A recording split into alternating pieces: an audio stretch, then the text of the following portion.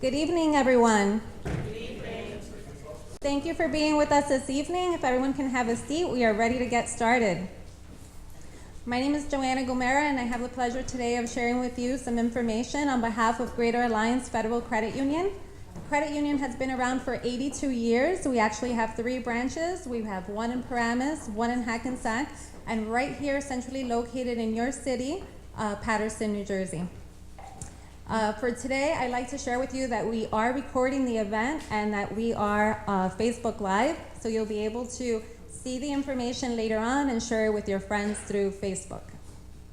At this time, I would like to share with you that this is our very first home buying event in the city of Paterson, so I again want to thank you for taking the time. We hope you find the information that you'll be receiving today beneficial, and I would like, without further ado, to introduce you to James Goodman. He's our loan officer for the evening.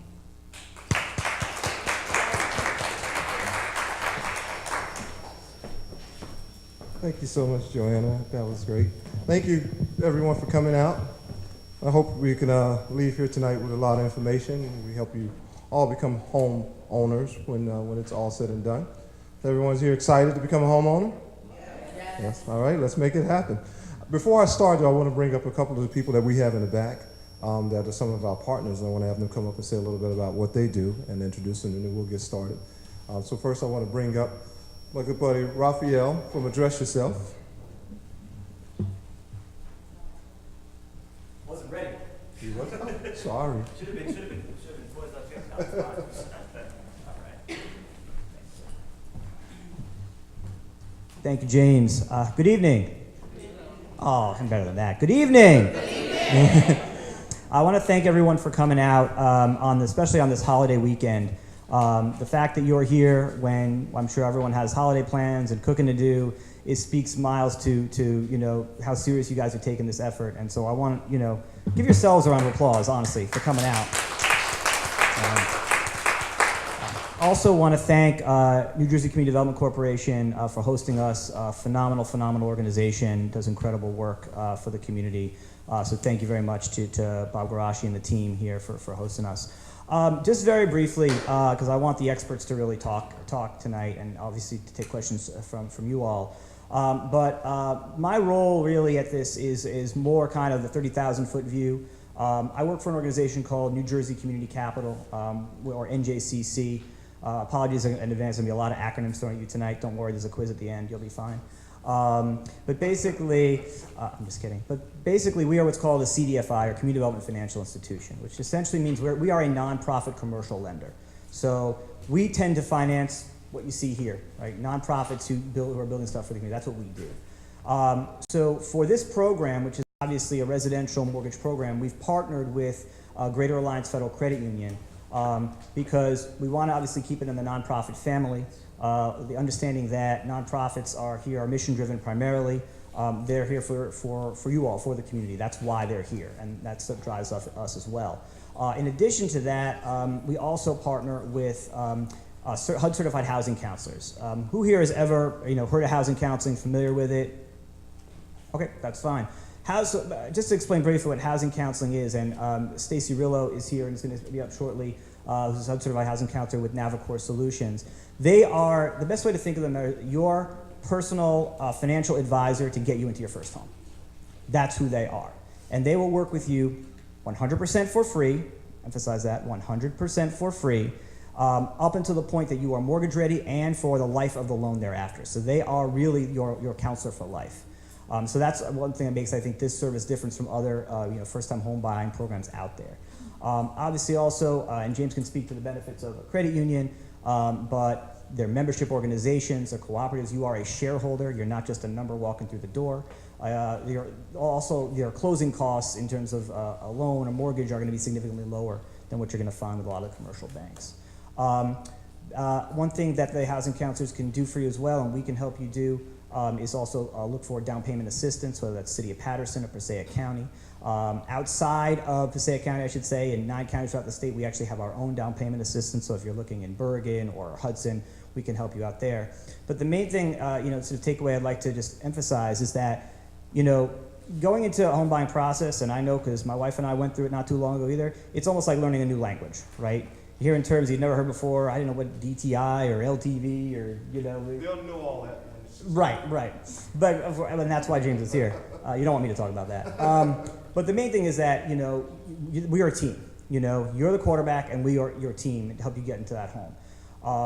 You're going to come across a lot of folks in this world who are going to say, oh, wow, don't worry, I'll help you out. Oh, I've got all the answers. Anyone who tells you they have all the answers, run the other way.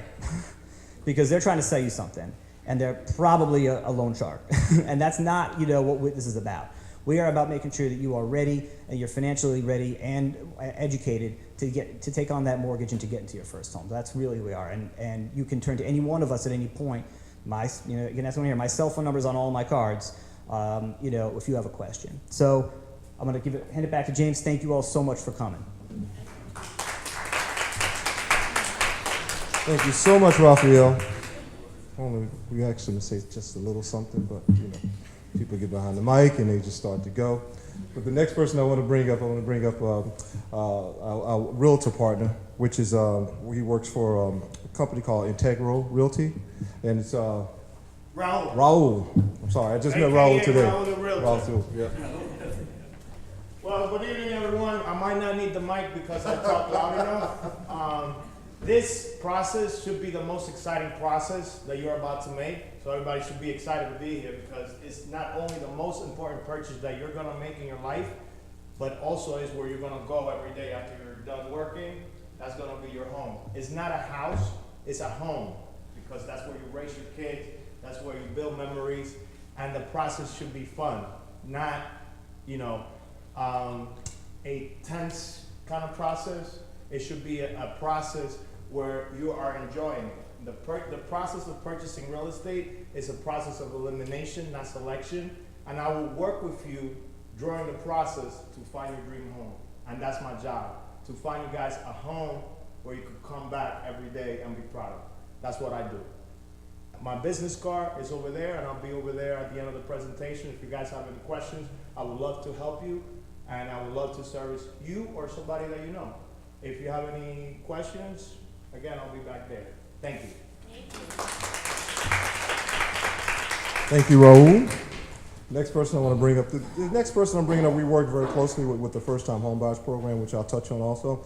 But they help us with if we have to do any credit cleanup or anything like that. But also, every person that we close a First-Time Homebuyers loan on, we need to have what is called a certificate, First-Time Homebuyer Certificate.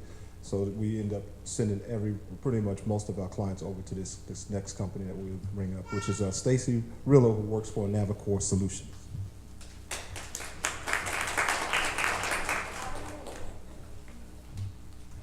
Hi, everybody. I don't even know if I'm tall enough for this mic, but luckily I am. Here we go. There's an adjustment. I talk pretty loud too. So keep in mind, just as Raphael mentioned, due to the great partnership that we have here with Greater Alliance, with New Jersey Community Capital, I can provide you the ongoing support and education that you might need through this process. It certainly never hurts to have another helping hand. It's free. We do everything over the phone for your convenience, and we can even walk you through step by step, really from the beginning to the end, to help prepare you for not only of what you need to expect when it comes to qualifying for the mortgage, but also maybe what programs might be available for you at that time, such as down payment assistance programs, or maybe other types of special financing that Greater Alliance does offer. So I will also be in the back. If you have any general questions, please stop by, take my business card. Like I said, the service is free, and I have many years in the industry. I'll tell you, I've been with my organization for 13 years. Previous to this, I worked on the banking and lending side. So all in all, I'd say for a total of 20 years, I've been in this industry on the banking and now the nonprofit side. So thanks for having me. Thank you. Also, I want to thank the person for letting us use this beautiful building. Isn't this a nice building that we're in? So we want to bring up Christina, who works for CNBC. Giving us the opportunity to actually hold the event in this wonderful building. I'm just going to be very brief. My name is Christina Tone, and I'm the Assistant Director of the Neighborhood Health Center here at NJCDC. and I just want to welcome everybody here. This is a great opportunity for you guys to learn about the process. The experts are here. I'm very excited.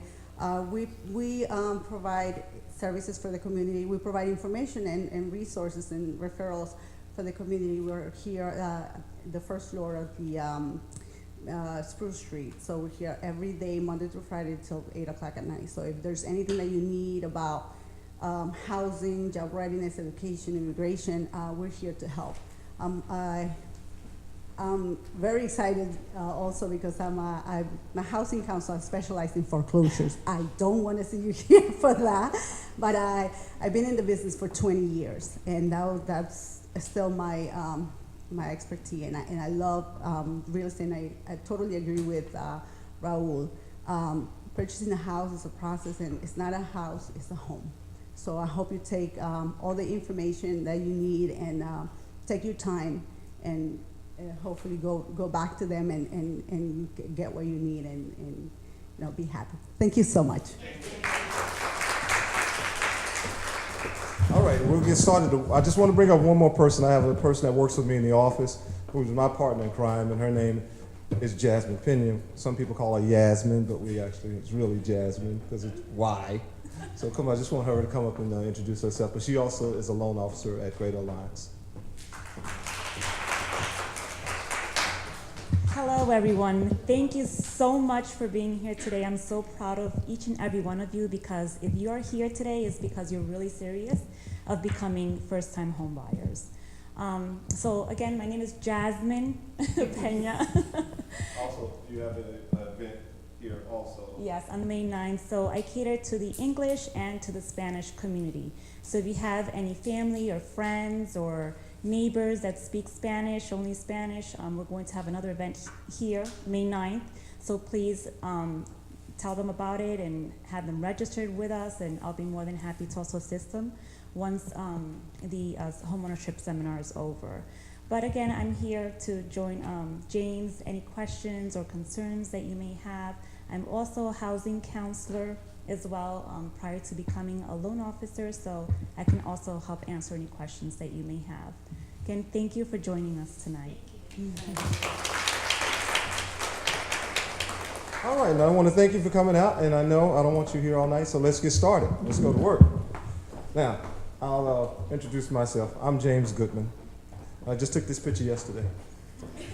Actually, it's an old picture. But I've been in the mortgage business for probably almost about 24 years now. So I've done everything from work for banks. I had my own broker shop at one time. So I've been in the business for a long time, and I've worked recently with the credit union world for about 3 years now. It's a little bit different. It's a lot more flexible than banks. What we do at a credit union is you don't just walk in the door like one of the big banks and they just know you by your number. At the credit union, they do more things because you are a member. So you become part of the actual credit union. You have an answer. You have an actual stake in what goes on with the credit union. And so some of the things they do for you as far as helping you qualify for a mortgage, you don't really get that at banks and you won't get that at mortgage companies. But we'll go over some of the things that we do at the credit union. We'll go over some of the programs that we do. And we'll go over some of the things about being a homeowner. So we're not gonna, and as we go, I want to try to hold some of the questions to them, but if you haven't, please feel free to stop me because a lot of stuff that I'll be going over as a first-time homebuyer might be going over your head a little bit, so I want to stop and make sure we all understand exactly what I'm talking about when we go through this. So today's agenda, we're going to go over just the mortgage basics, down payment. We're going to go over some down payment assistance that we also provide at the credit union. We're going to go over pre-approval. We're going to do what's called the difference between a pre-qualification and a pre-approval on a loan. Mortgage costs, how much does it cost? How much do I need to buy a house? We have a First-Time Homebuyers Program at the credit union. I'm sure we'll go over some of the down payment requirements and some of the assistance that we can help with your first-time as a first-time homebuyer. The home buying process, which is big, and I'll show you how easy it is to get a mortgage. It's really easy. Some of the programs, home buyer programs, and some future events that we have. We have a lot of nice events that are coming up at the credit union, and some of the Facebook. We're doing this event, Facebook Live, but we do some webinars and everything else that comes up. So we're going to have go over a few of those things also at the end. So let's start here. So what is a mortgage? So mortgage is basically a purchase to help you of a real estate property of our land in which it sits. So it's one of the largest financial transactions that you'll make as an individual. If you think about it, you get cars and everything else, but a mortgage, because of the size of it and because of most of the time that you have with the mortgage, it's a big financial responsibility for you. So when you're out there and once you get qualified and once you pre-approved and you're out there shopping, it's not just a thing of, okay, I'm looking for a house, I just want to be a homeowner. You also want to make sure you're buying a house that's going to give you a return. It's a big investment for you. So you want to make sure that down the line, if you need to sell it or if you want to leave it for your family, that it's going to be worth something. So a lot of times when you're out there looking, I always tell people, don't rush to buy it. It's not like you're buying a pair of shoes at Nordstrom's that you want to return.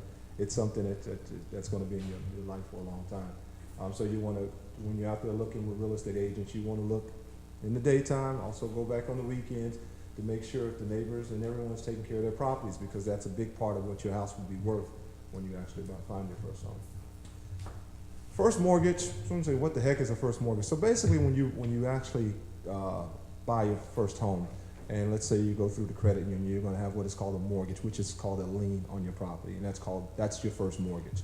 So sometimes people may get what is called a home equity loan or a HELOC. So you have your first mortgage, let's say you buy a house for $200,000, that's first mortgage. Another home equity, $50,000, that's called a second mortgage. So that's the way we always wanted to go as far as when you have a house, the first lien, second lien.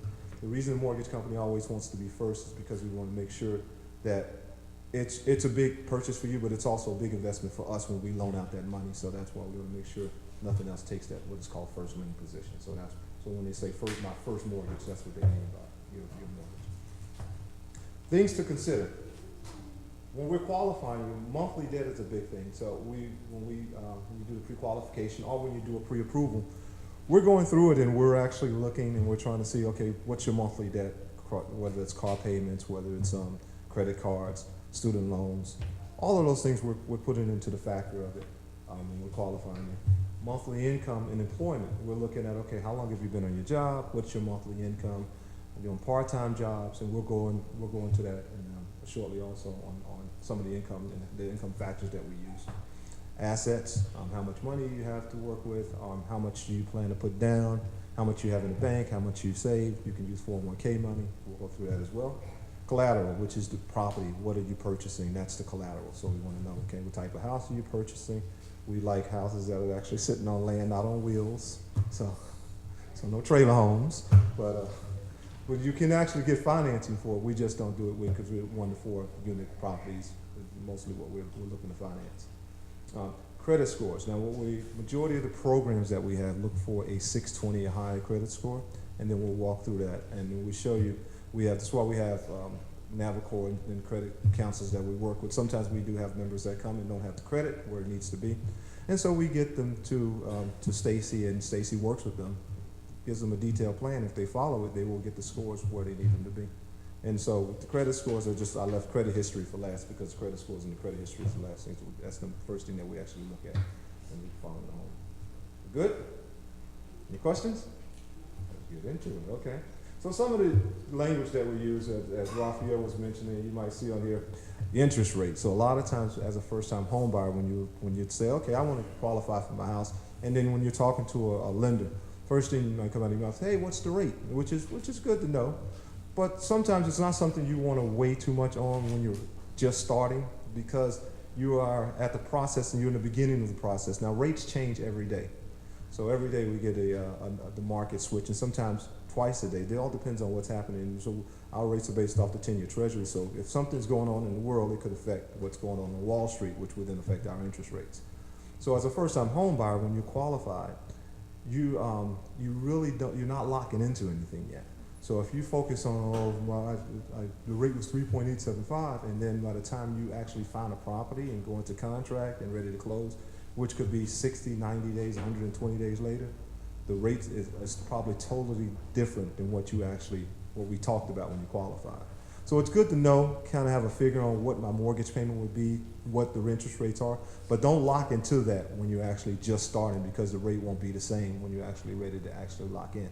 And you can't lock in into anything until we know that you're buying something. So every loan that we close, even if we hold on to it at the credit union or we can sell it to, we have investors called Fannie Mae, Freddie Mac, FHA. So those companies, no matter what lender you talk to, everyone closes under their guidelines. So you can talk to us, you can talk to B of A, you can talk to Main Street Mortgage. Every one of us will be closing under the Fannie Mae, Freddie Mac, or FHA guidelines because we want to make sure we can sell that loan eventually to them. So a lot of times when the rates are posted, if you have a house, when we lock you in, we know that we're telling Fannie Mae we're going to send you this mortgage for $200,000 at this rate. So that's why we don't lock you in until you actually find a property. And so most lenders will not lock you in or even get close to locking you in until you have a contract. Next thing is called the APR, which is called your annual percentage rate. Now, that's another thing about law. We have to give that to you because it's it could be a little bit different than your rate. So let's say your rate is 4%. Your annual percentage rate probably could be like 4.125. Your mortgage payment is based off the interest rate, not the annual percentage rate. The reason we give you that is just so you can know, in case you're being charged points or anything, any fees, any closing costs is built into the annual percentage rate. So they take your rate, they average it out over 30 years along with your closing costs, some of your closing costs, and that gives you your annual percentage rate. So a lot of times if you have a rate of, let's say 4%, but your annual percentage rate is 4.625 or 4.75, that's higher than where it needs to be. That means that you're probably being charged points, which I'll go into points and stuff on you, but you're being charged more fees than you need to pay because your APR should not be that far from your interest rate. But the actual mortgage payment is based off your interest rate, not the APR. You got that? Cool. Escrow account.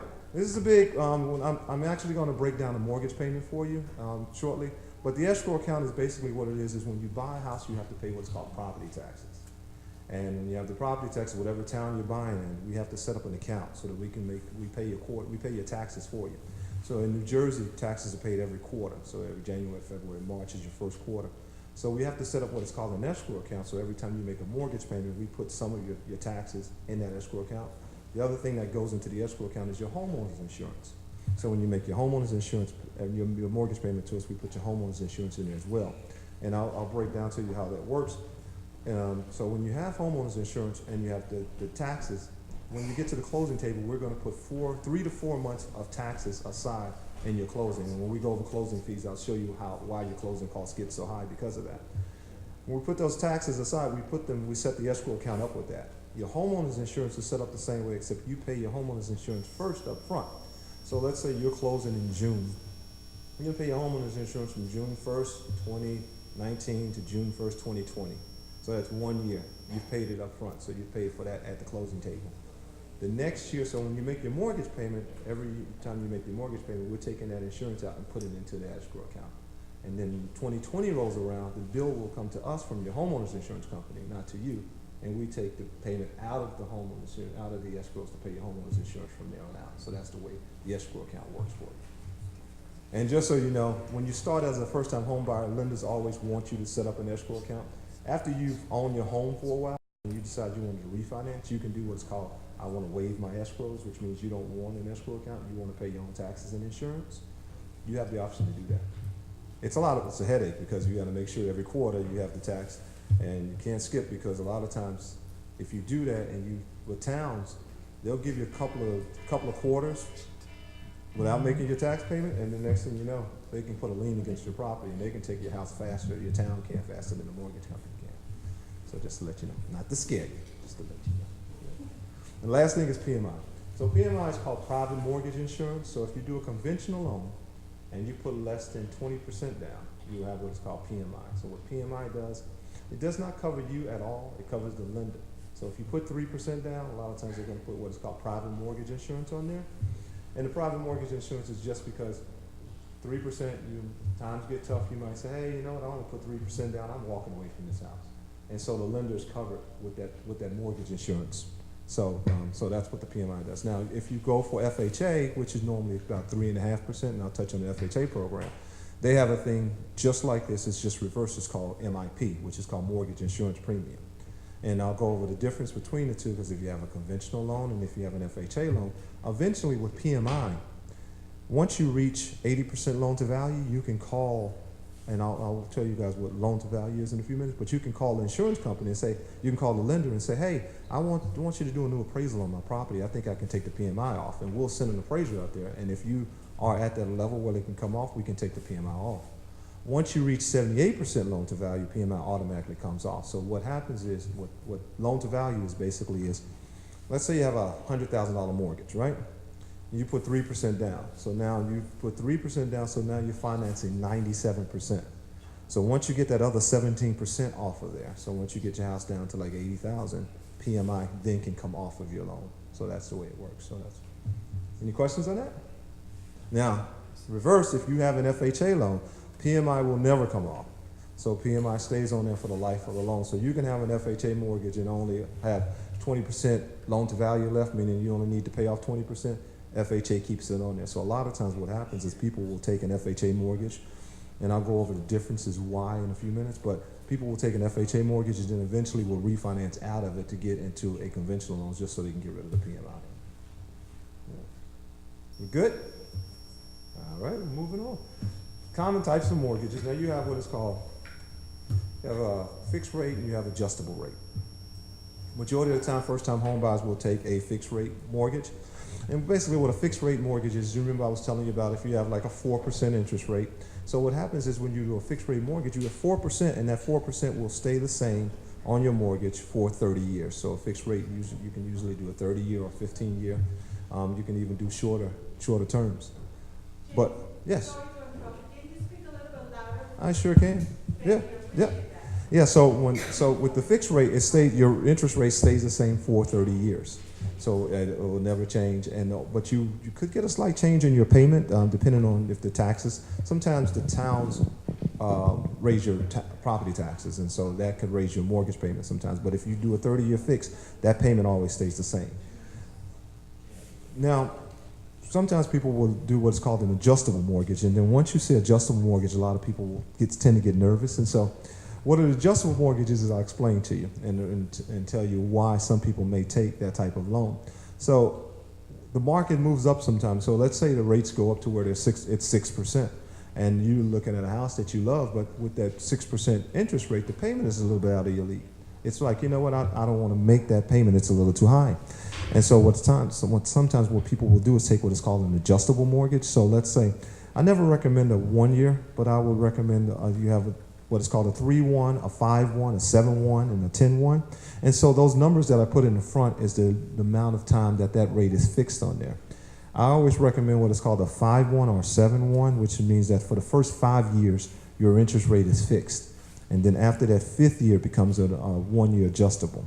And so you might say, well, why would I take that? Because normally the rate, if the rate's on a fixed rate is about 6%, the adjustables are usually a lot lower, almost like 3%. So if you get a 3% rate for 5 years, and the reason I always recommend 5 years, because believe it or not, if you take a 30-year, majority of the time you end up refinancing a 30-year within 5 years anyway. So, because you might say, hey, you know what, I want to do something to the kitchen, I want to do new bathrooms, and then you'll end up refinancing out of a 30-year loan anyway.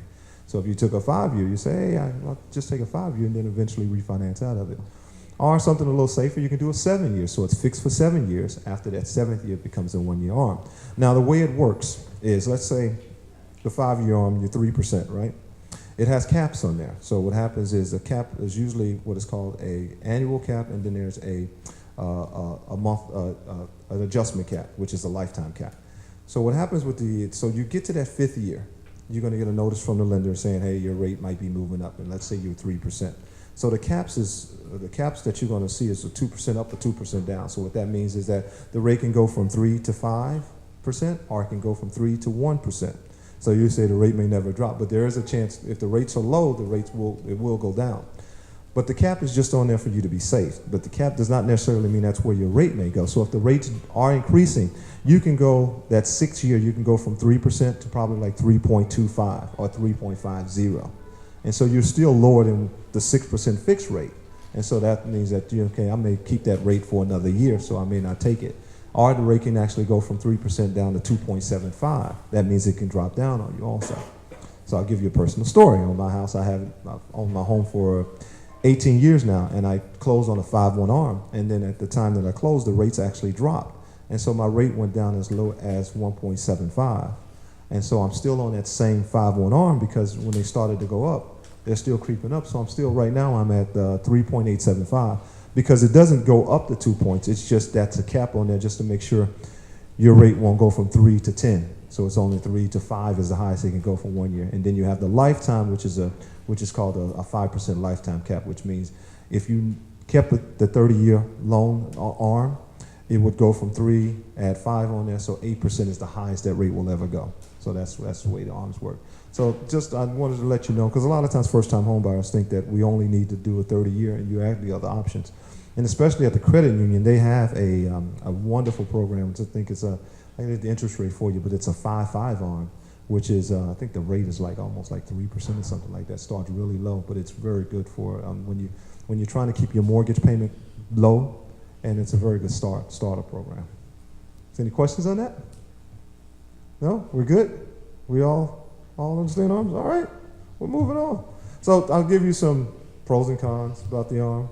So here's the 5-5. So it indicates the first 5 years fixed, and then the next 5 years. So this is the credit union's 5-5 arm.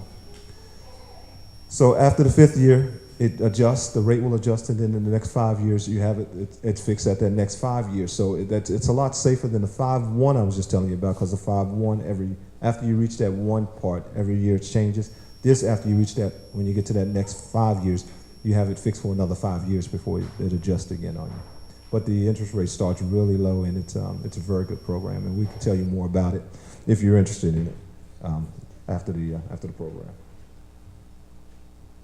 So the drawbacks and the benefits to a fixed rate. So you have the security because you know what your mortgage payment is going to be every month when you have a 30-year fix. You know the mortgage payment is not changing. And so you're protected against any type of rates rising. And generally, like I said before, if the rate is usually higher on a 30-year fix, but if the market right now is pretty good, so I think we're right in the range of about 4 or 4.5 for a 30-year fix. So the range is good right now. So we're not selling too many arms right now because the rates are low. But when the rates actually start to rise on the 30-year, that's when a lot of people take the adjustables. And the adjustable drawbacks and benefits, the benefit is that you have a lower payment, but it's only temporarily, maybe 5 years, maybe 7 years, depending on what you get. The drawback really is if you don't manage it, let's say you get to the 5 year and it's getting ready to adjust, you do have a chance that the payment can change on you. So that's the only thing you want to watch. But at the same time, you always have the option to contact us and say, hey, my rate's going up. What will be the new rate if I decided to refinance? And then we'll walk you through all of the numbers in order to refinance. So what a refinance basically is you're taking your present mortgage and we're redoing the actual terms of it. You don't have to do title work and everything. The house is still in your name. You're just changing the mortgage terms of it with a refinance.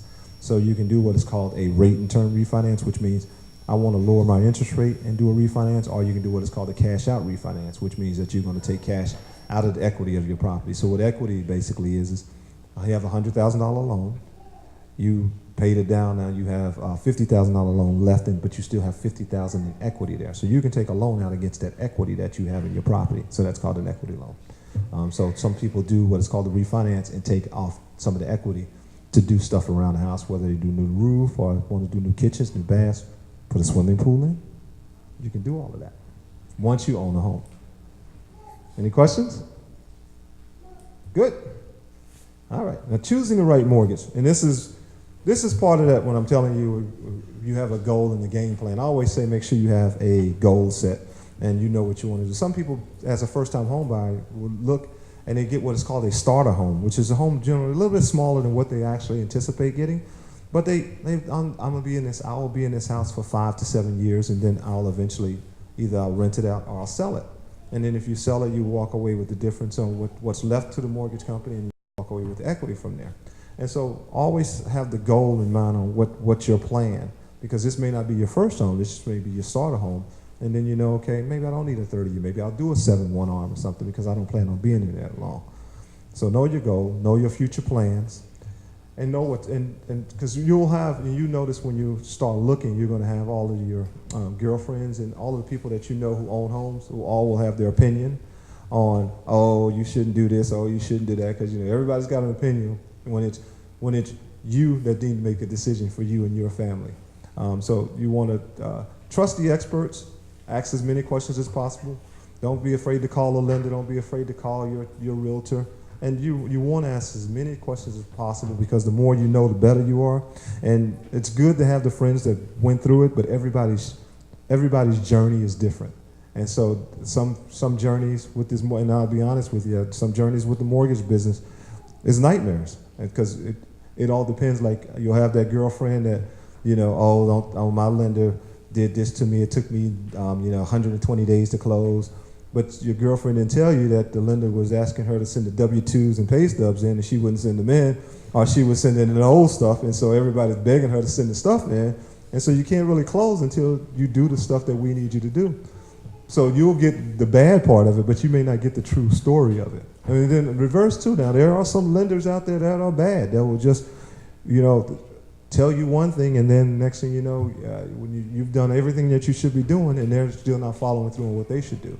So there's some nightmares out there, but the people that you're working with, when you put your team together, when you have your realtor together, you have your attorney together, you have your lender together, you want to trust those people and let them do what they do, and then let them advise you on the journey that you're going through.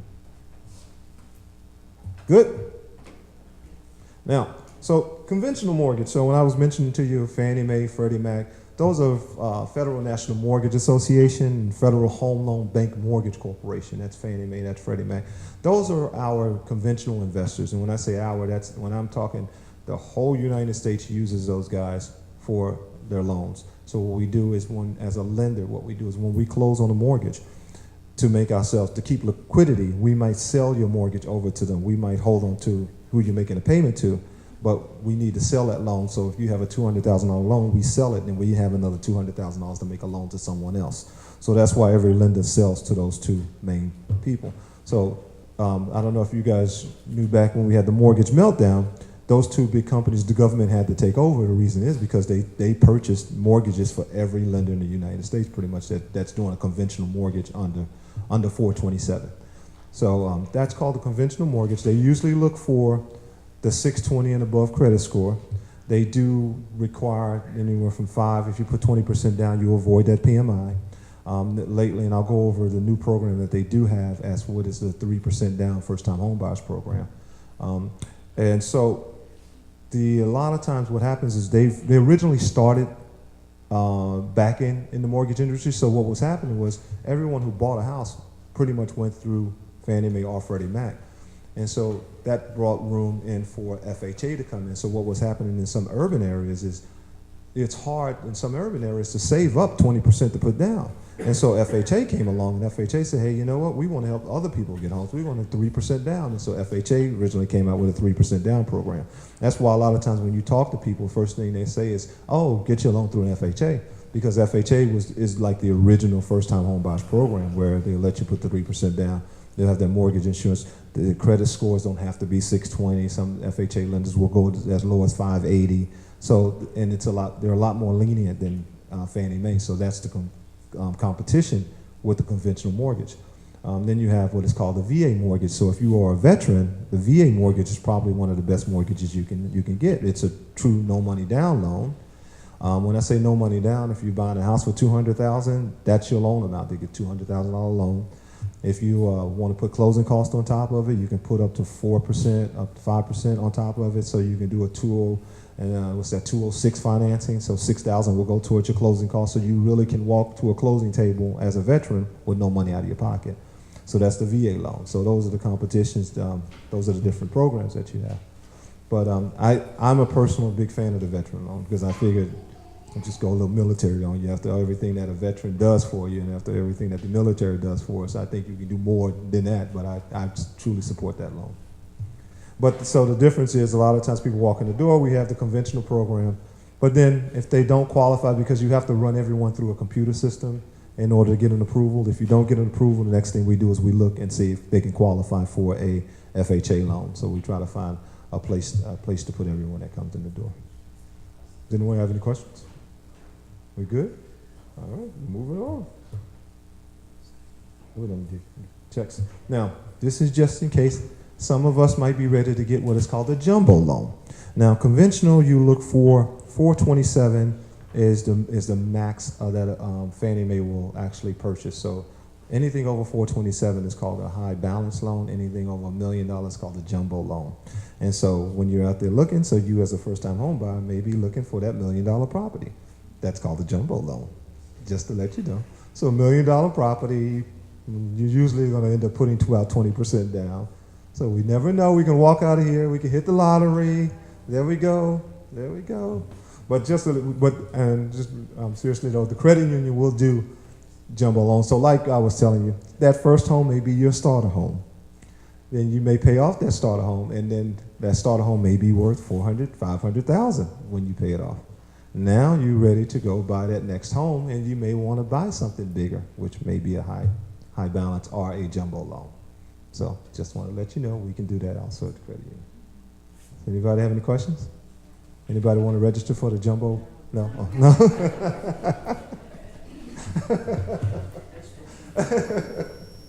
Let's go with down payment. So a lot of times with what we like to specialize in at the credit union is helping you with the down payment. What we do, even with our conventional loans, it's very rare that a person walks in the door and they want to put 20% down. So we do have what is called a 3% down program. And so with the 3% down program, we actually help you with down payment assistance, and we also help you structure your loan with the closing. One of the things we always want you to have, though, is as a first-time home buyer, is some type of savings plan. And the reason that is because when you have something tangible in it, it's more of a benefit for you, and you appreciate it more rather than everything being just 100% financing. You don't really have anything in it. Times get tough. You say, hey, you know what? I'm walking away from this. I had enough. Well, if you put a couple of thousand in the bank or you save some money, we don't want you to spend all of your money, but we want to have something into some kind of, we call it skin in the game. And so we have at the credit union, we do have savings programs that will help you save money and help you put a little money away in order to qualify. But it doesn't mean that you all have to go into a savings program now to buy, but it doesn't help to have something, because when you close on that house, unlike now, if you're renting, if something goes wrong when you're renting, you just make a phone call, your landlord comes out, and you're good. But when you own that house, your phone call will be to yourself, and you will be fixing your own property, but it's yours. So it's the difference. Yeah. And so we do have a bunch of different programs at the credit union. Show of hands, how many people are members of Great Alliance? Oh, look at that. That's sweet. That's sweet. So those of you that didn't raise your hand, we need to tell you a little bit about the credit union, okay? All right. We don't need the down payment poll. Let's skip that. Now, pre-approval for a loan and underwriting components. Now, you have several options when you're getting ready to buy your house. The first thing I always tell people to do is get what is called pre-qualified.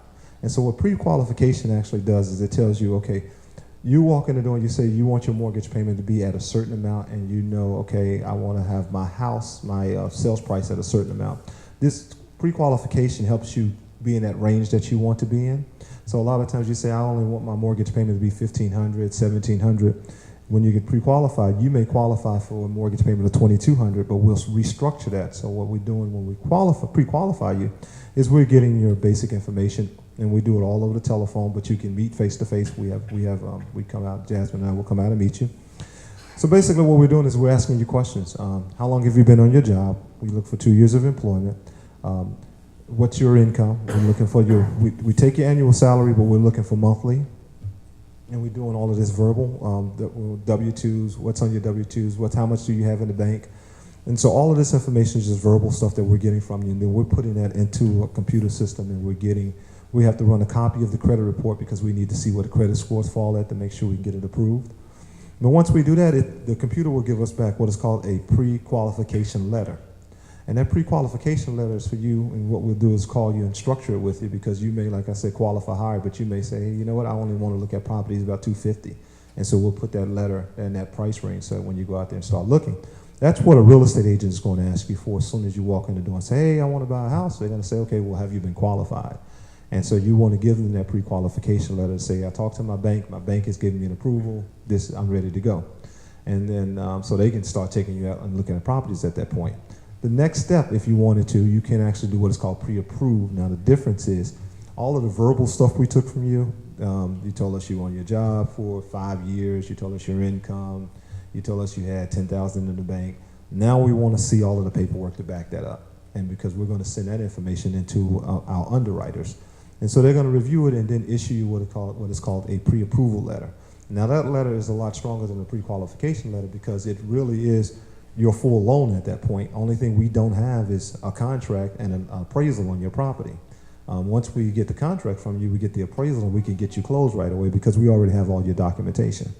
So that's the difference. So when a real estate agent see you walk in the door with the pre-approval, that's pretty golden because at that point you've given everything a mortgage company needs at that point. So that's the difference between the two. So if you just want to get qualified, you can do that and take that and still go look at properties. If you want to go the next step further, your pre-approval, you can send in your documentation, and that way you have what's called the golden ticket. Yep. And so that you have the three parts of it: credit, which is part of the pre-approval process. So as soon as the first thing we do is when we're qualifying you, we run a copy of the credit report. And we try to get the score, so we're looking, and I'll go over the TransUnion, Equifax, and Experian portion of that in a few minutes.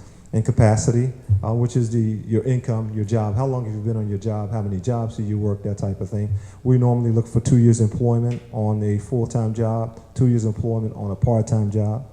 So we have a lot of times when members will come in and they say, hey, I on my full-time job, 10 years, I just started my part-time because I want to buy my house. And we say, no, you can't use that income for the part-time because we want to make sure we're not asking you to do something out of your norm.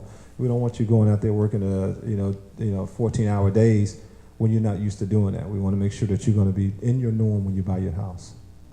Any questions on that? And the collateral. James, I just wanted to know, is there a fee for pre-qualified or pre-approval? Yes, there is $1,000. No, there's not. No, it's not. It's free. So when you call us up, you have Jasmine's cards, you have my cards. So it's like I said, a lot of times people like to come face to face, and we'll come out and do face to face appointments. But a lot of times you can be at the comfort of your own home with your feet up and just pick up the telephone, and we can go through all of this over the telephone with you. Do the pre-qualification letter and email it out to you because we are paperless at the credit union. So what that means is everything we do is pretty much by email. So we'll send you the letter by email. Once you're ready to actually go for your mortgage application, we put that in and we collect your documents, and you actually scan those into us and they go right in. So we don't have any paper around our office. So we try to do everything paperless. So you e-sign. I have a question. Sure. On Facebook. What credit score will get you a pre-approval? 620. So 620 middle score, and I'll touch the credit in a few minutes. Yep. So 620 is. So you have 3 repositories. So you have TransUnion, Equifax, and Experian. So when we pull your credit, we're doing what is called a hard pull. And so the hard pull is going to pull everybody to make sure everyone's reading the same way. So a lot of times when you go to Raymore and Flanagan, they're pulling like one score. And you go get a car, they're pulling 1 score. But when you do your mortgage, because we need everyone to be on the same page, all 3. So we do all 3 of them. And then, so if you have 1 score that's, let's say, 590, and you have one that's 620 and the other one's 640, you're still good because that 620 is the middle score. That's what we're looking at. We don't care which order they come in. We just need that middle one to be 620. And so since I'm on that case, if there's 2 people buying a house, because this is the way the mortgage industry works. So let's say you have 2 people buying a house and you have really good credit, like you have 780 credit score, but your spouse has like a 620. So when we get ready to qualify you, we're basing the qualification off of that 620, not the higher. And so everything, when we, interest rate and PMI rate and everything is based off of your credit score. So if the person that's going on a loan with you have the lower score, that rate is going to be based off the lower score, and along with the PMI premium is going to be based off the lower score. So I just wanted to let you know that. Yeah. So make sure you get your, if you have a spouse going on with you, get this stuff together. Yeah. But that's why we have Stacy here to help with that. So. Yeah. Any questions on that? No? We're good? But don't worry, because we have Navicor here. Navicor will put that spouse or that other person on the right track, and we'll get that score up. Now, underwriting components. So I was telling you about the Equifax, Experian, and TransUnion. So with some of the programs, if you do have a person that, because a lot of times, the credit is a trust thing. So some people will pay off all of the credit and say, you know what, I'm done. I don't want any more bills. No credit for me. And then And then when we get ready to do the credit pull, and we don't pull anything. And so in that case, what we do is what is called a non-traditional credit report. So if that person has, like, let's say, cell phone bill, car insurance, so we can get letters and stuff, and then we can actually populate and build a credit report with what is called non-traditional credit. It takes a lot longer, so normal mortgage process can be anywhere from 30 to 45 days, but if we have to build up credit and stuff, the process is going to be a little longer because we have to build up documentation and stuff for that.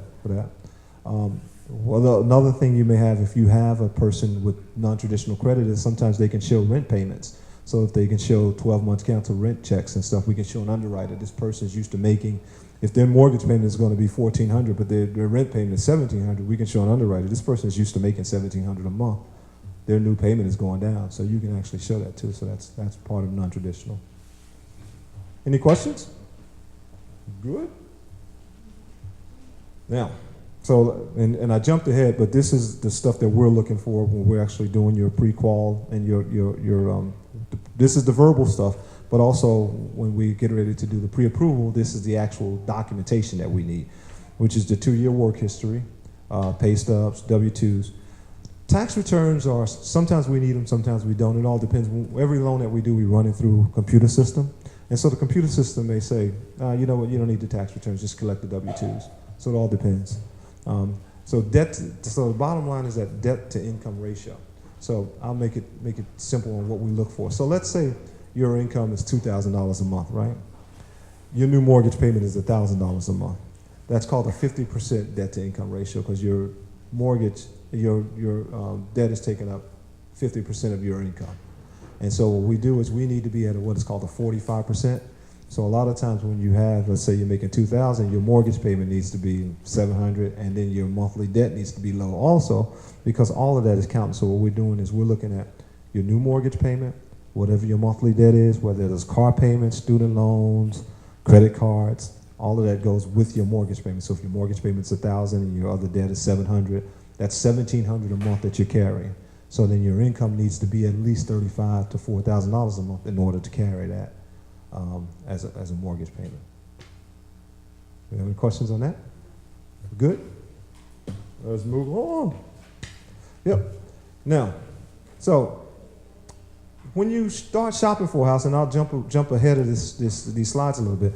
So let's say when you find a house and you go into contract, one of the things I always tell first-time homebuyers to do is get what is called a home inspection, and that's one of the first things you want to do because you may walk into a house and you love it. Oh, this house is exactly what I dreamed about. It's my dream home.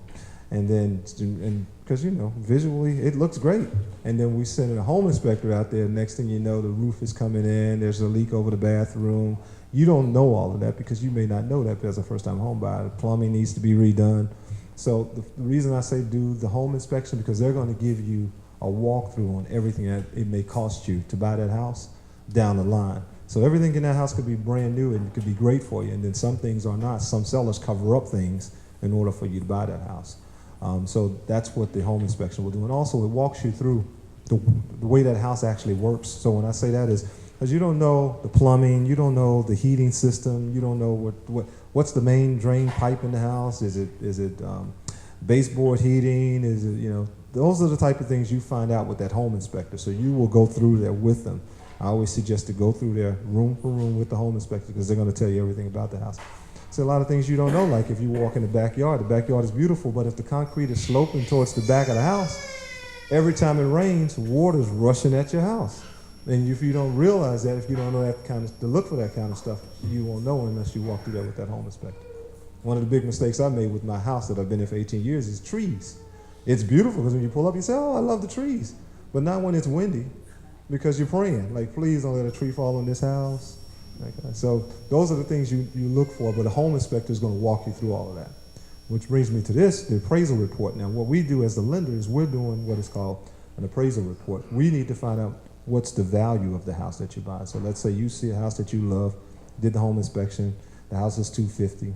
We go out and send an appraiser out there, and we get the appraisal report back, and the appraisal report comes back at $250,000, then everything is great. The house is worth what they're trying to sell it to you for. If it's reversed, $250,000 sales price, and we do the appraisal and it's only worth $200,000, then we're going to come back to you and say, hey, We did an appraisal on this. The house is only worth $200,000. Well, then we'll tell you what we'll do probably is contact your real estate agent, and then we'll contact your attorney and see if we can get the seller to reduce the house to what it's actually worth. Sometimes sellers agree, and then sometimes they give you a hard time.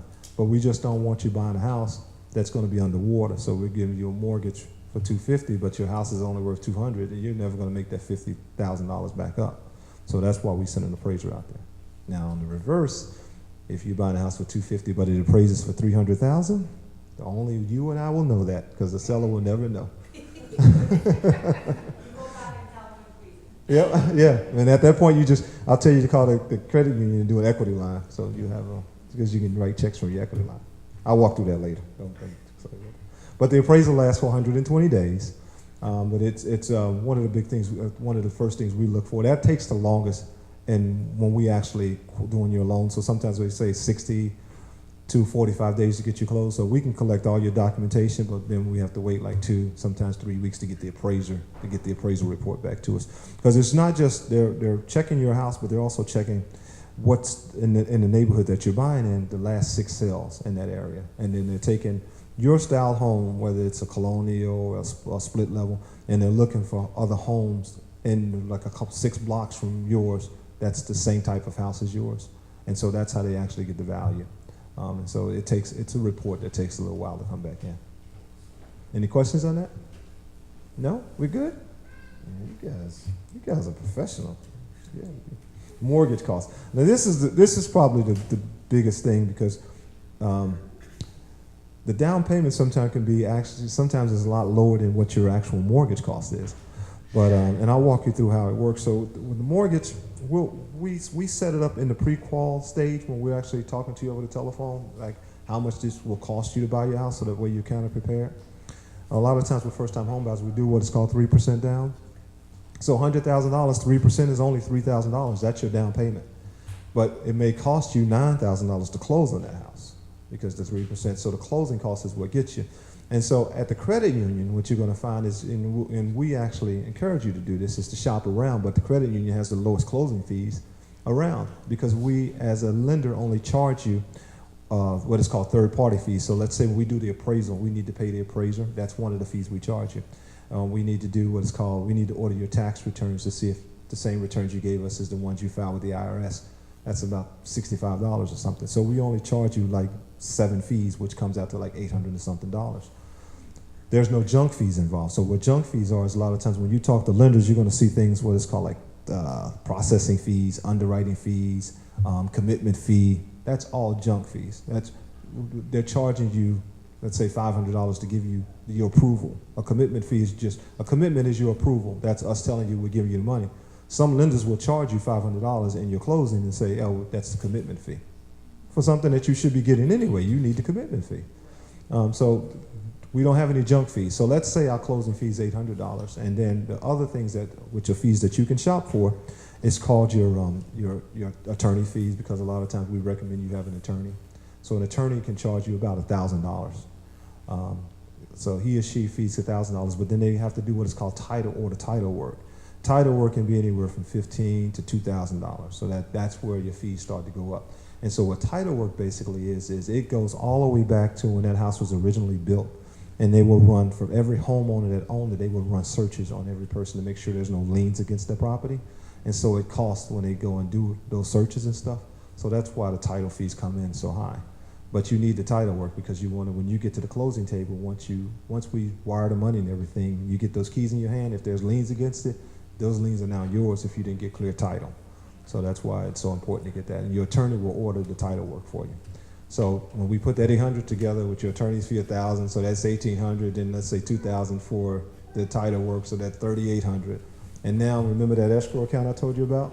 So the escrow account, the 4 months of taxes put into your escrow account. So when you put that together, that's how you end up about $6,000 for closing costs, because all of that stuff is together. And so now you have the 3% down, which is $3,000 plus the $6,000. That's why I said you can end up at $9,000 for closing. We got that? See, we're good now. We're good. But just remember, I'll go over it in a few minutes too. We structure a lot of this stuff to you to help because as a first-time homebuyer, we try to structure to make you, even if you have $10,000 to work with, we want to try to see if there's money available as a first-time homebuyer that we can take advantage of and try to get you into that house and still have some of your money left in the bank when you close. Do we have any questions so far? We're good? So I went over the home inspection, went over closing costs, the extra expenses, which is the stuff that we can't account for, that if it happens, if you don't do a home inspection, can cost you money.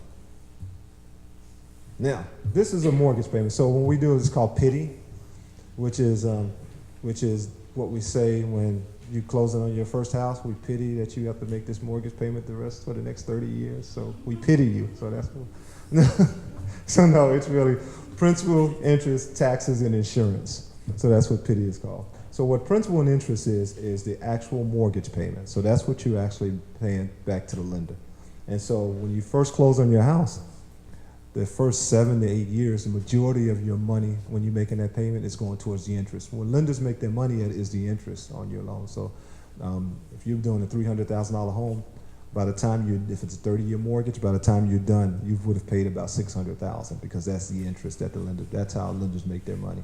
So a lot of times we tell people sometimes if they can afford to put extra money towards the principal. That principal part is what goes right at the loan. So once you start eating the principal down, the lender takes less interest from your mortgage payment every month when you send it in. So if you send in $1,000, the first few years, that $1,000, so about $700 is going towards the interest, and the other $300 may be going towards your principal. So that's how long it takes for you to start reversing it. So the next part is your taxes. So if you go out and find a house with taxes of $12,000 a year, that $1,000 is going into your mortgage payment. So let's say your principal and interest is $500. The taxes are $1,000, so you're $1,500 right now. And so the next thing you go out and get is your what is called your homeowners insurance.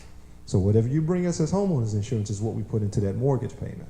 So if you get $1,000 for homeowners insurance, it's that $50 a month. That's what's going in your mortgage payment. So now you have the principal and interest, taxes, and insurance in there. And the last thing is that private mortgage insurance. If you need the PMI, depending on the size of the home, PMI can be like $100, maybe $150 a month.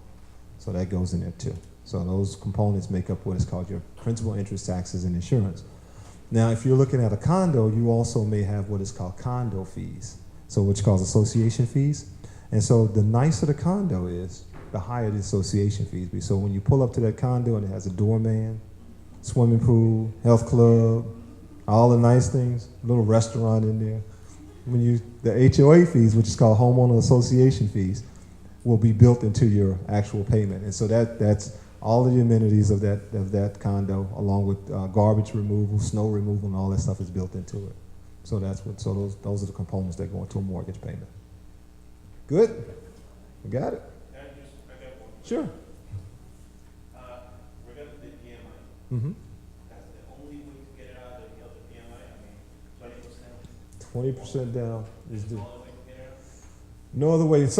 No, there is another way. So some lenders, we don't offer this, but some lenders have what is called lender pay PMI, which means you can they can build it into your interest rate.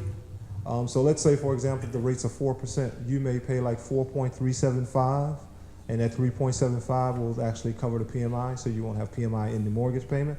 I don't recommend it. The only reason is because once it's built into your interest rate, if you have a 30-year mortgage, you're paying 4.375 for 30 years, which you can just take the PMI and pay that for the next 15 years or so, or 13 years, maybe less than that, maybe 7 years. Once you get to 78% loan to value, that PMI comes off. But if you put it into your rate, it stays on there for 30 years. So you're paying a higher rate for 30 years. So you can get it reduced that, you can get it taken off that way, but I don't recommend it. Yep. Any other questions? Thank you. Let's move forward. Now, First-Time Homebuyers Program.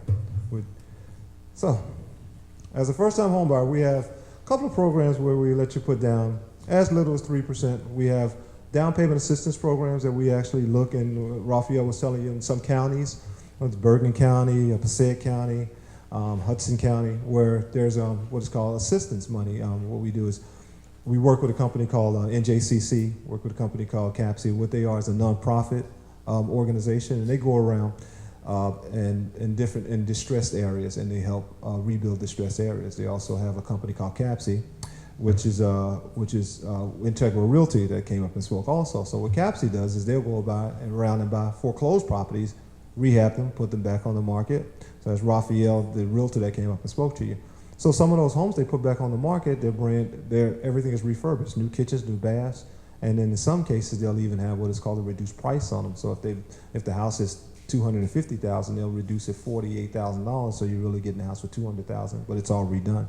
And so we can get you what is called a CAPC list of the homes that they have available, and then we can get more information from Raphael too at the back table on that.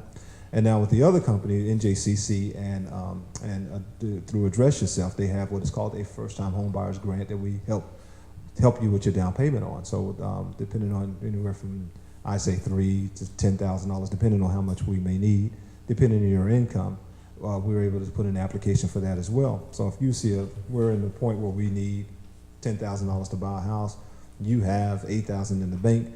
We may not need $10,000, so we may need $3,000 or $4,000 or $5,000 to help us with trying not to use all of our money. Then we'll put an application with those companies in order to get your grant also, and then we'll also help you structure the mortgage in order to try to make the mortgage payment as comfortable as possible with you as well.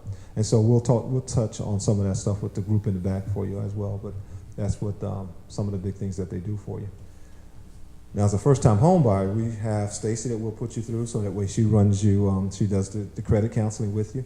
Now, one of the things I want to make you aware of, when we're qualifying you, so we're taking your credit report, we're running your monthly debt, so whether car payments, student loans, that type of thing. And we're just putting that together with your new mortgage payment. And then you divide that into your income.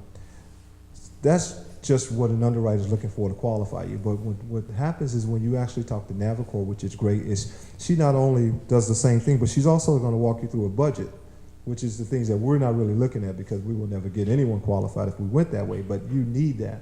So she's going to walk you through groceries, housing costs, expenses, car insurance, all of that stuff that we're not looking at. But when you're done with Navicor, you're going to have a full budget breakdown. So it's going to put you on a path as a first-time homebuyer to know this is how I need to structure this for the first until I'm used to making these mortgage payments, until I'm used to adjusting to being a homeowner.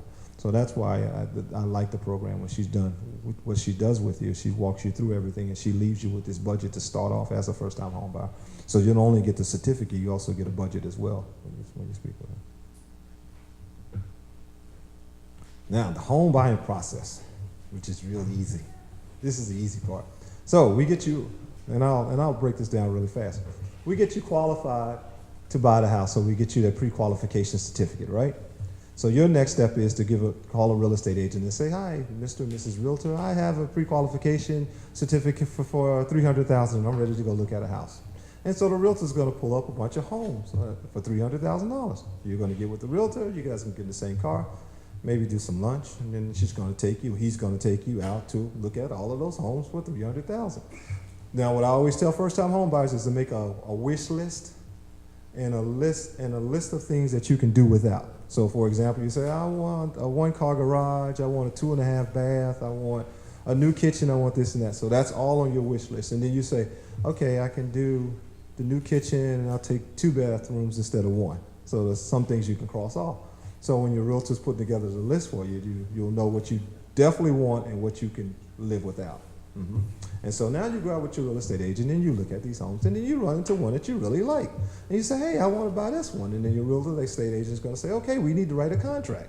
And so you're going to write a contract with the real estate agent and the realtor's going to ask you for $1,000. That's called a good faith deposit. That's to let the seller know that you're serious about buying that house. But also remember I told you if it costs us about $9,000 to buy a house? So you've already given $1,000. So now all you need is $8,000 because you've already given $1,000. So everything you do now is being deducted, okay? So you give the realtor the $1,000 and the realtor takes the contract with the money and he sends it over to the seller and say, hey, we want to buy your house. And the seller says, hey, I want to sell my house. Okay. So then the seller signs the contract, you sign the contract. Now we have a deal. It's pretty much a handshake. Let the realtors negotiate from there on out. And so now the realtor gives you the contract and you take that contract and you're going to give it to your attorney and then you're also going to give a copy to us. The reason you're giving one to your attorney because now your attorney needs to do it's what it's called a review. So the attorney is going to review to make sure everything in the contract is in your best interest. That's why you want an attorney, because they're looking out for you. The sellers will have an attorney as well. That attorney is looking out for the sellers. There's one thing about realtors is when you're out there looking with your real estate agent, try not to work with a realtor that has a listing on the property, because that real estate agent is going to be called what is called a dual agent. But if the realtor's listing the property and you show up and you're the buyer, the listing agent's obligation is really to the seller of the property, not to you. So you want to have your own real estate agent. Okay? All right, so we're in contract now. The attorney reviewing the contract, and you send us a contract, and then you go do the home inspection. Everything is fine with the home inspection. The attorney review is over. And now we have the contract, and so we need to order an appraisal. So we order the appraisal, and we actually get your applications over to you. You send us back all of the disclosures that we need. You e-sign them, and then my processor is going to tell you to send your W-2s, your pay stubs, your bank statements, and anything else she may need from you. And then you just email them over to her, and she would actually process your loan. Once the appraisal comes in, along with your documentation, we take that package and we give it to our underwriter. Then the underwriter is going to review everything we have in the file. Underwriter is going to do the appraisal, the pay stubs, W-2, bank statements. If you said you've been on your job for 5 years, they're going to do what is called an employment verification to make sure you're still there. Just a word to the wise, when we actually do get you approved, before you close, we're going to do another verification of employment to make sure you're still there. So the reason we do that is because a lot of times people will actually get approved for their loan, ready to close, and then leave their job. And so we have to do that. Also, while we're doing all of this, please, and I know you walk into Raymore Flanagan, into Bob's Furniture Store, and you see the deals, don't buy anything. Don't buy nothing. Not even a pair of shoes. We need the credit to stay the same way, because what happens is we also run another copy of the credit report. So we remember we qualified you, we pre-approved you, everything was fine, and so if you went and now you need to stock the house with all the new furniture, and now you have a debt on your credit report that we didn't count, and so now you're going to have a monthly payment on there that we didn't count, and so you got all this new furniture coming in, but now we can't qualify you because the numbers aren't the same. But you got new furniture though. So those are the kind of things you just want to watch. Don't buy anything, no new cars, no nothing.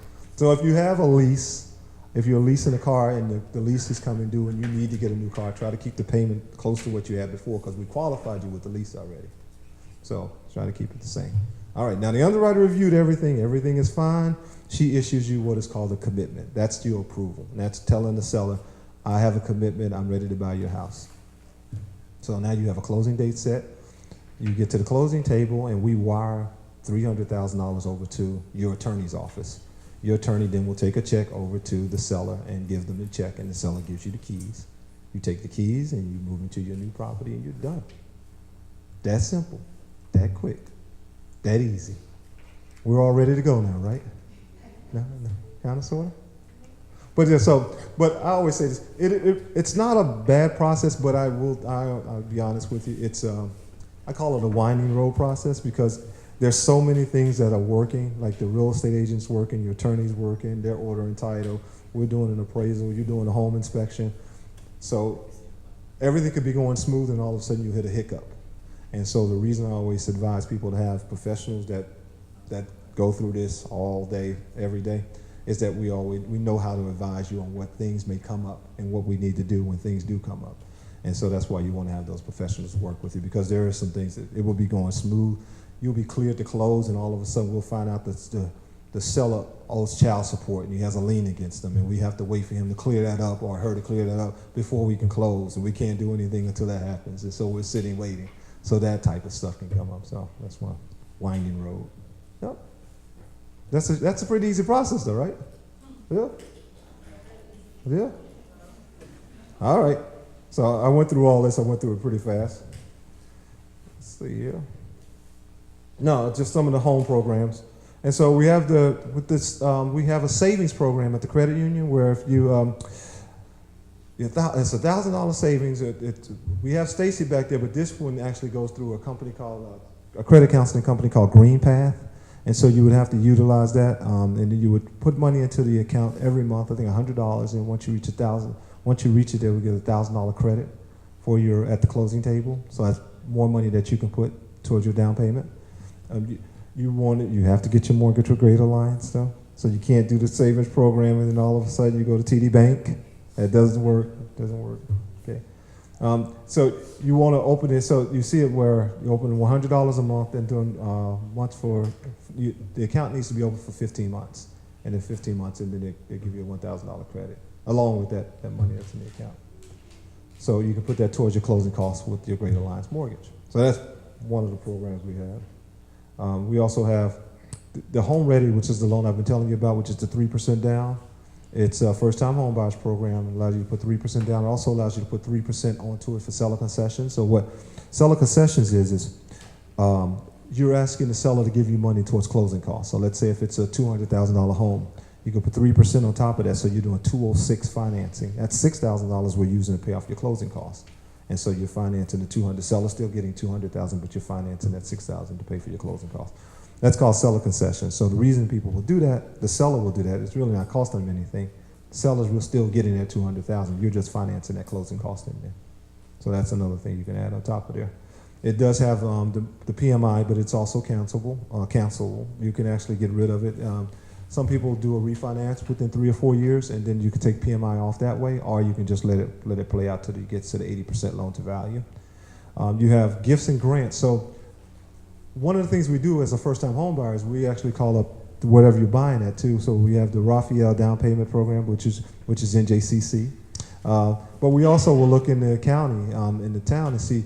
Sometimes your county and your town is offering money for first-time home buyers, because the more people that can buy in a town and invest in that town and be part of that community, that's what they look for. So sometimes they'll have grants available also, whether $5,000 or $10,000. So we'll look and see where you're buying at and see who has grants available, and then we'll get you applications for that as well. Non-traditional credit is allowed. So remember, I was telling you, if you don't have credit scores and you want to build homeowners insurance, I think you do homeowners insurance, car insurance. You can actually do cell phone bill. It used to be, they used to call it bodegas, but it used to be, back in the old days, if you had a company store, like a convenience store in your town, you used to go in there and do like a credit line, and then they used to get a letter from that. Oh, still have it? Oh, okay, yeah. So you can still, if they write you out a letter and they say, this person has a credit line with me and they pay it every month, and you can do that too. But that's called non-traditional credit. So that's the it's a low down payment. The terms are very flexible, but we also have the FHA too. If you don't get an approval that way, then we'll switch it over to an FHA to help you get an approval that way. And so the grants are big, and I was just telling you, one of the big things about the grants is that most of them are forgivable. So a lot of times, if it's a $5,000 grant, you have a 5-year term on it, and then after the 5th year, it goes away, which means you don't have to pay it back. So, and the towns, like I said, they want homeowners, so they want you to participate more in the town. Do we have any questions on the grants? No? The savings program? No? You guys are full of questions. See, I'm asking a question. But yeah, so okay, let me have it.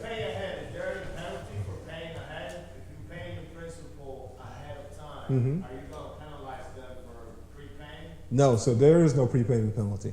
So what a prepayment penalty means is that, let's say you have a mortgage, $200,000, and you wanted to pay some of it down, you want to send in extra payments, you can do that. Let's say you have a $200,000 mortgage, and you hit the lottery, you want to pay it off. You just call up and send in the check and pay it off. So what penalties are, back in the day, they used to charge you to pay off a loan early, because remember I told you mortgage companies make mortgage. The longer you have that mortgage, the more money they make off of you. But by law, there is no prepayment penalty, so you can pay it off anytime that you want, or you can pay it down as fast as you want. So a lot of times people don't realize when you have a 30-year mortgage, if you make an extra payment every year, you can get it down to almost like a 23-year loan, because you're paying towards that principal and you're knocking down the interest that they take from you. Are there any grants available in Patterson? Oh, yes, absolutely. Yeah, they're Jasmine has one. There is I think there's a $15,000 I'm putting the light up here because the light shined in my face. There's a $15,000 grant in Patterson right now.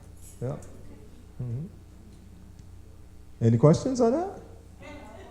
Yeah. Huh? Well, we'll assist you with it. We'll get you the paperwork and everything on it. So yeah, absolutely, yeah. So like I said, we love you to have a savings account, and we want you to use some of the money. But if we can find money that's available for you, that's what we want to look for. We want to see what's available to help you get that house and have you with a cushion in it when you close on that house.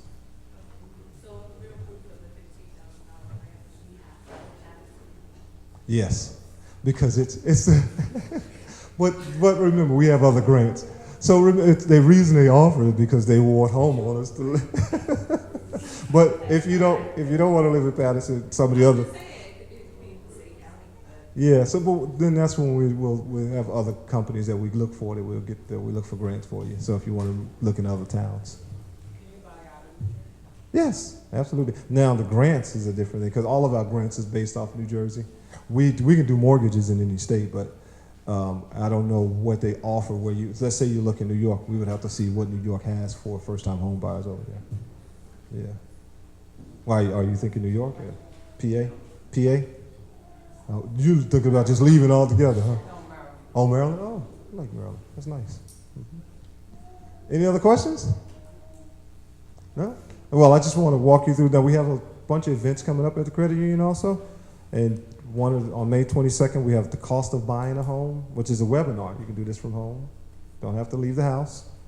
Then June 6th, we have what programs are available for me to qualify for, which is a lot of stuff I just went over. But if you just like to hear my voice, one of these webinars I'm doing. Just want to throw that out there. June 20th, we have the mortgage approval process. And do I need a realtor, which I think on June 26th, Raphael is doing that one. Yeah. Raul. Oh, Raul. Raphael's not doing anyone. We're not letting him talk. Yeah. But I think, no questions? Everyone's ready to buy? Well, the panel that we brought up before, they're actually here too if you guys have any questions. If you have any questions for Raul. Okay. Oh, yeah. We do. We have the Homebuyer Fair coming. Is that on here? Yep. Oh, okay. Oh. So, this is pretty good though. We'll have prizes, right? Mm-hmm. Oh. At our Homebuyers Fair. Last year we did this at the branch in Hackensack, and we had popcorn makers, and we had a bunch of classes going on with prizes and stuff. So if you can make it, we are having our Homebuyers Fair, which is going to be at the Holiday Inn in Hasbrook Heights on June 15th. And I think we might have entertainment, maybe a singer or two. No, I'm just joking. But no, the fair is really good though. So it's going to be a one-stop shop to help first-time home buyers. We're going to go over some more information as far as the grants and everything. We're going to have the team of the experts there though. We're going to not only have Raul there, Raphael there. We're going to actually have some home inspectors. We're going to have insurance agents and stuff. So we're going to do the whole. Stacy will be there. We're going to do the whole walkthrough. An attorney will be there, so we're going to have everyone there. So all of the companies will represent. Getting your finances in order and roadmap to buying your first home. And so that's going to be at the Holiday Inn in Hasbrook Heights. And we will have a big raffle. I think we're giving away 10,000? 10,000? 10,000? Just joking. But no, seriously, it will be fun. It is a lot of prizes, though. If you guys can come out and make it out, it would be great.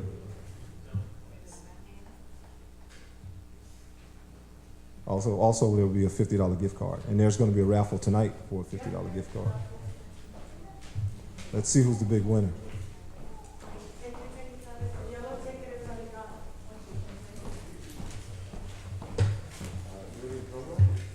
No drum roll? Do I need to close mine?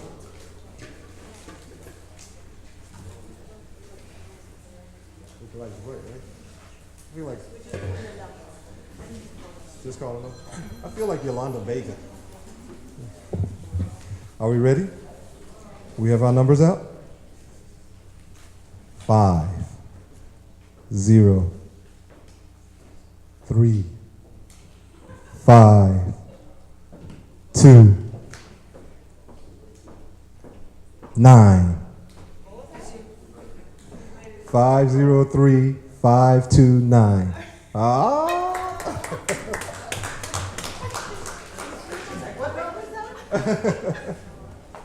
You have another question, Shirley? No. Oh, I'll tell you wait. Does anyone else have any questions? We're all ready to buy? Yes? All right. Thank you again for attending. We appreciate. I hope we hear from every one of you.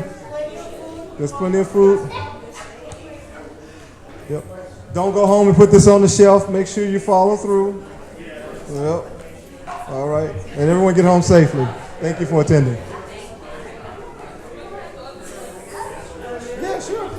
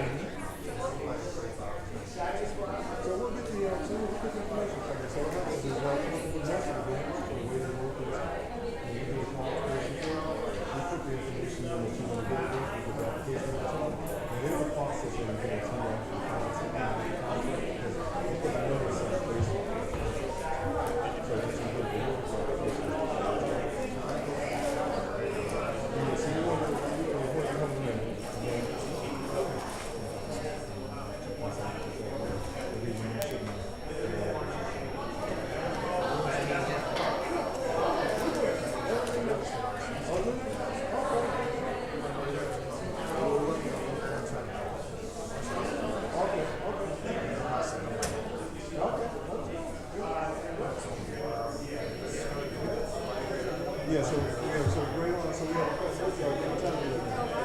have a branching class in Market Street. Yeah. It's just a small branch, but yeah.